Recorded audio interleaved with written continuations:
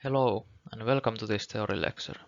In this lecture I will give you an overview of DevOps.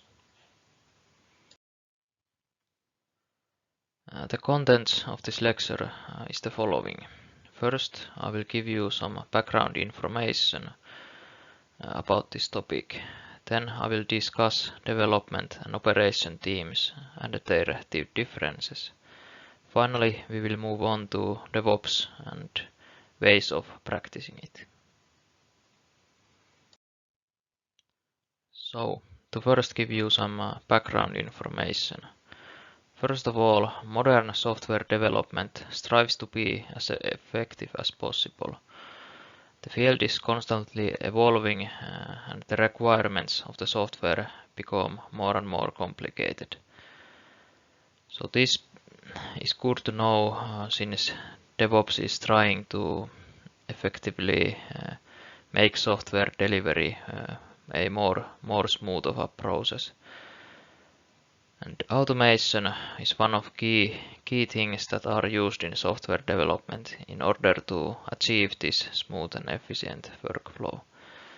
So the software companies in the markets, they compete against each other and they are trying to find ways to develop software more efficiently compared to the competitors, be it more.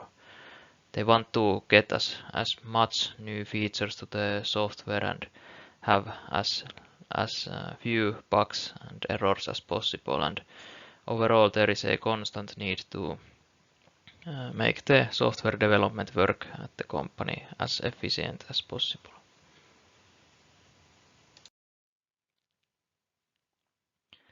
Now let's talk about development and operations.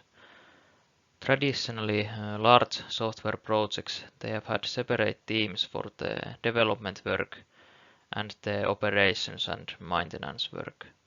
So now if we think about very big software products that maybe you even use daily, there is tens of people, if not hundreds or thousands of people developing the software. And traditionally the actual development work, which includes things like programming and software testing, and the operations work, which includes maintenance and updating the production environments and things like that, they have been separated. So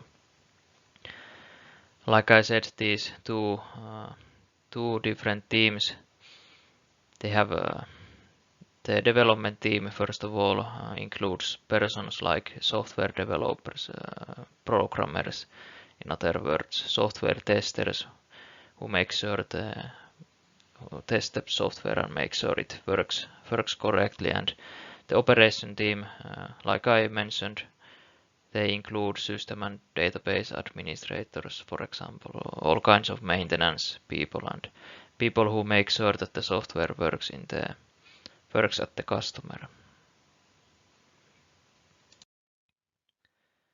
So now here is a key thing to understand before we move on to DevOps. So there is a fundamental conflict between the two teams. The development team, they are responsible for developing the software further, making new features and maybe repairing errors and fixing bugs on the software. So they have a need to change the software. They want to evolve the software as much as possible.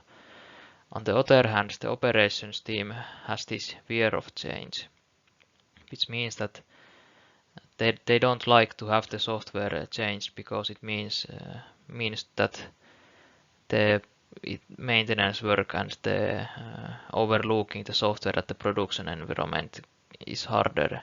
They need to update the changes that the development team has made to the production environment, and all kinds of things can go wrong there. So the operations team would like to have the software as stable as possible. So here is this is really fundamental. There is a fundamental conflict between these two teams, and this is important to understand. Now let's move on to the definition of DevOps. So the term DevOps is combined from the two words development and operations, and this, if you remember from the earlier slide, they are these development and operations are these two teams of people who have different needs or different kind of mindset about the software. So there is a conflict there, and now DevOps is trying to sort of unify these two themes. It strives to improve the collaboration between them. And Michael Hatterman has defined that DevOps describes practices that streamline the software delivery process. So there are many ways to look at DevOps, but if we look at the Hatterman's definition, it kind of says that if the software delivery is streamlined, if the changes to the software are efficiently pushed to the customer, to the production environment, then the conflict between the development and operations is no more present, or at least the degree of it is a lot smaller. So DevOps is addressing the conflict, and it can be seen even as a culture, including certain software development methods and principles that help to address this conflict. So this is one way to define DevOps.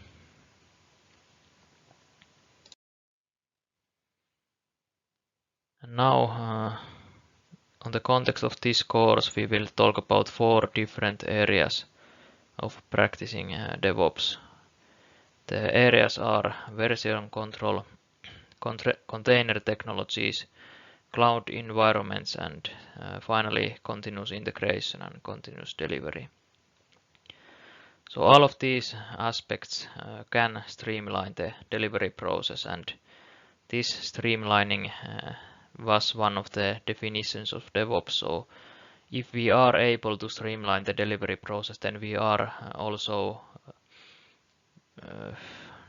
removing the conflict between the development and operations team. So therefore these 4 areas, they are concrete ways of practicing DevOps, and the course will have these 4 modules that will go through these 4 areas.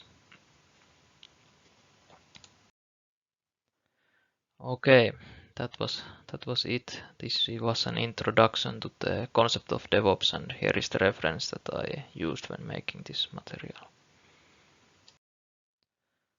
Thank you for your time, and finally, if you have any questions, don't hesitate to contact the course staff. Thank you.